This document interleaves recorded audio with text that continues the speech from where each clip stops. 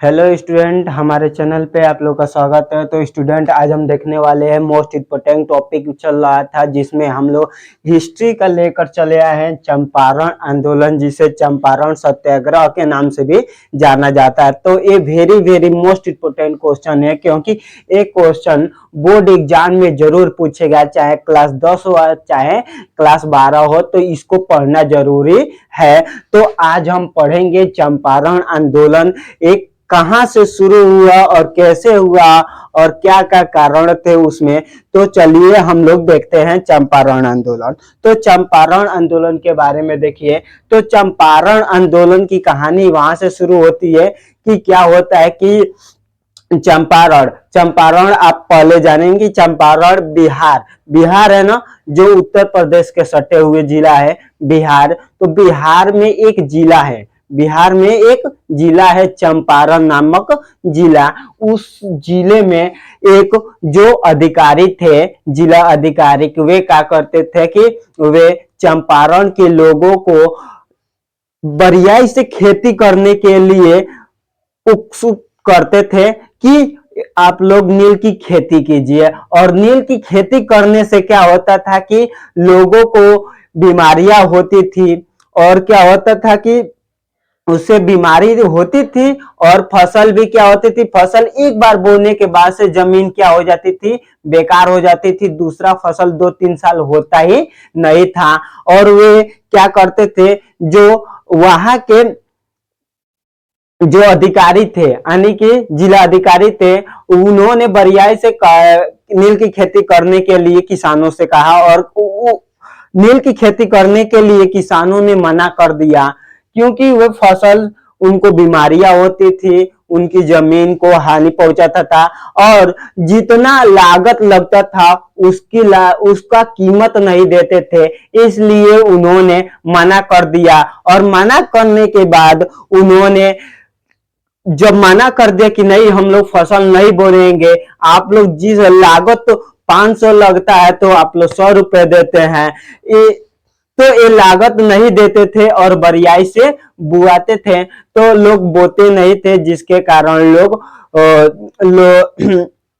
लोगों को मारपीट करते थे। इसलिए लोगों ने देखा कि ये तो अत्याचार चंपारण में बढ़ता जा रहा है, और ये देखते देखते पूरा चंपारण में फैल गया।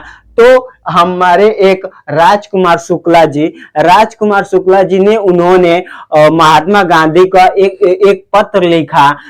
और उस समय महात्मा गांधी दक्षिणी अफ्रीका में वरिष्ठ की पढ़ाई कर रहे थे, यानी कि वकालत की पढ़ाई कर रहे थे। और उस समय राम कुमार शुक्ल जी ने एक पत्र लिखा, और एक पत्र पाए जब महात्मा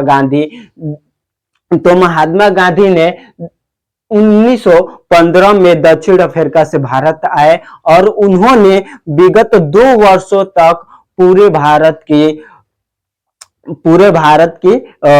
देखा कि क्या क्या भारत में चल रहा है। और सबसे पहले उन्होंने देखा कि चंपारण में ये हालत किसानों के साथ हुई, और इस आंदोलन को रोकने के लिए महात्मा गांधी ने दक्षिण अफ्रीका से भारत वापस आए, और इन्होंने सबसे पहले चंपारण आंदोलन की शुरुआत कर दी, और वहां पे गए चंपारण में।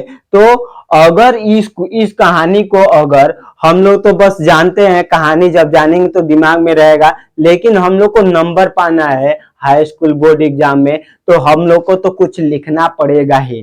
तो चलिए हम लोग को कैसे लिखेंगे देखेंगे उसको।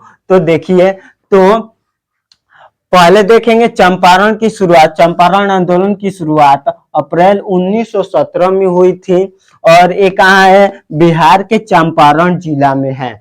बिहार का एक चंपारण जिला है, उसी जिले में, ठीक है ना।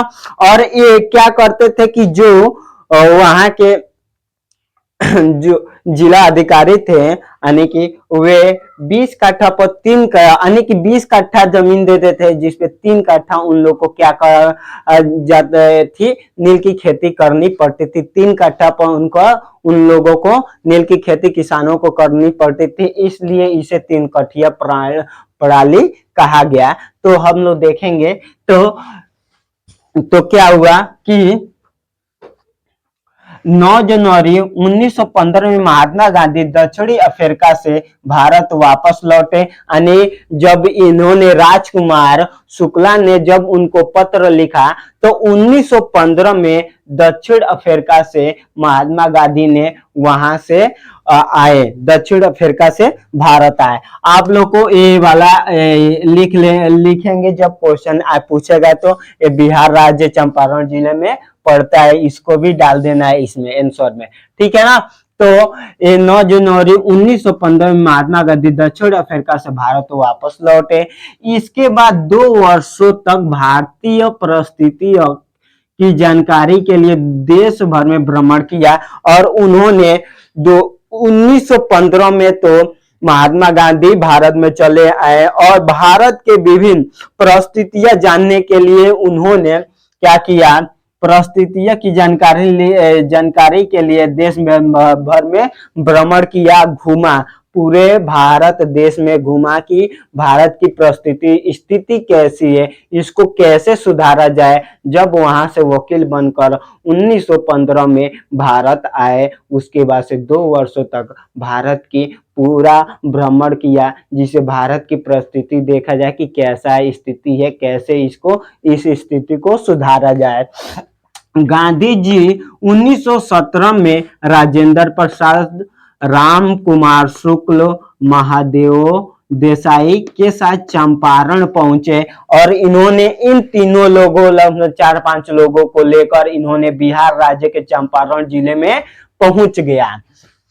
वहां पर जाकर देखा तो सरकार किसानों को जबरदस्ती नील की खेती करने के लिए बेच रही थी कि वहां पर जाकर देखा कि जो जिला अधिकारी था, डीएम कलेक्टर था, उन्होंने कि क्या कर दिया था कि किसानों को जबरदस्ती नील की खेती कराने के लिए वे जबरदस्ती नील की खेती कराते थे और किसानों को उनको खेती करने से कोई फायदा नहीं था, जिसे खेती करने से उनकी खेती तो बर्बाद होती थी, फसल बर्बाद होती थी और उसके साथ उन्हें बीमारियां का सामना भी करना पड़ता था। उन्हें नील की खेती करने से बीमारियां भी होती थी।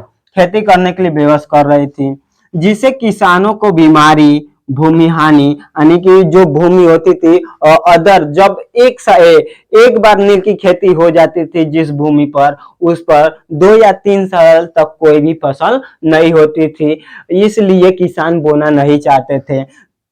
कम लागत पर फसल बेचनी पड़ती थी और क्या होता था कि नील की खेती तो बोआ देते थे लेकिन वे कम लागत देते थे, जितना लागत लगता था उससे कम लागत देते थे, जिससे वो क्या किसान वहां के नहीं बोते थे और वे इसी कारण नहीं बोते थे तो वह मारते पीटते थे। इसलिए वहां के किसानों ने आंदोलन करना शुरू कर दिया। यहाँ उन्हें किसानों की स्थिति देखकर बहुत दुख हुआ और ये सब देखकर महात्मा गांधी को बहुत ही मन दुख हुआ और ये सब देखकर गांधी जी ने तुरंत कार्रवाई शुरू कर दी और ये सब किसानों को हालत ऐसे देखकर जब महात्मा गांधी चंपारण में गए तो ये सब देखकर उन्होंने कार्रवाई उनके खिलाफ शुरू कर दिया। सरकार गांधी जी को कार्रवाई से घबरा गई और गांधी जी को तुरंत चंपारण छोड़ने का आदेश दे दिया और जहां वहां के चंपारण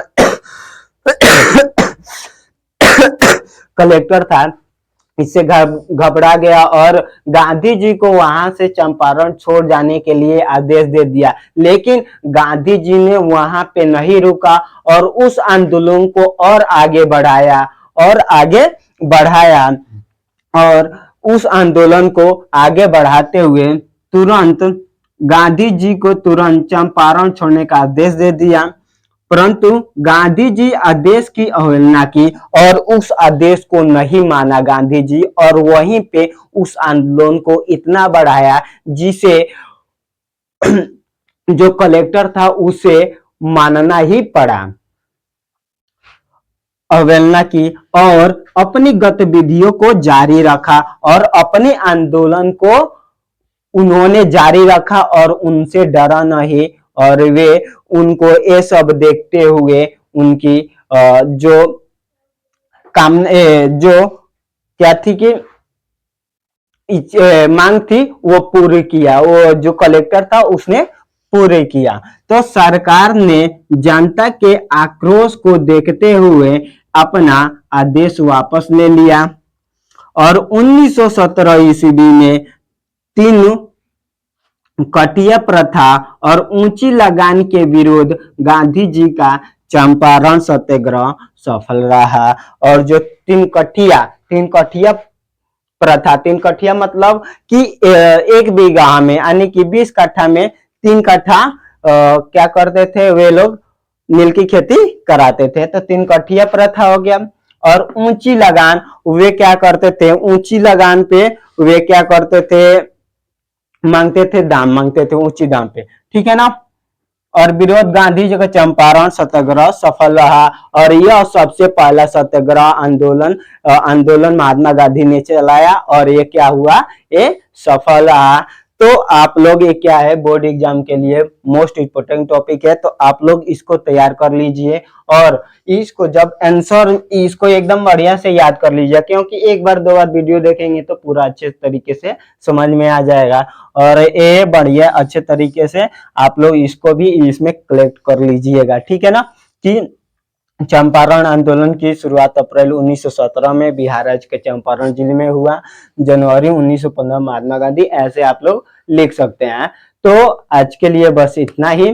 तो ऐसे ही मोस्ट इंपोर्टेंट टॉपिक लाते रहेंगे और अगर आप पीडीएफ नोट्स पाना चाहते हैं तो हमारे टेलीग्राम बोर्ड एग्जाम को जरूर ज्वाइन करें और ऐसे ही लेटेस्ट वीडियो पाने के लिए हमारे चैनल प्रताप स्टडी पॉइंट को जरूर लाइक, सब्सक्राइब, शेयर जरूर करें। आज के लिए बस इतना ही। जय हिंद दोस्तों।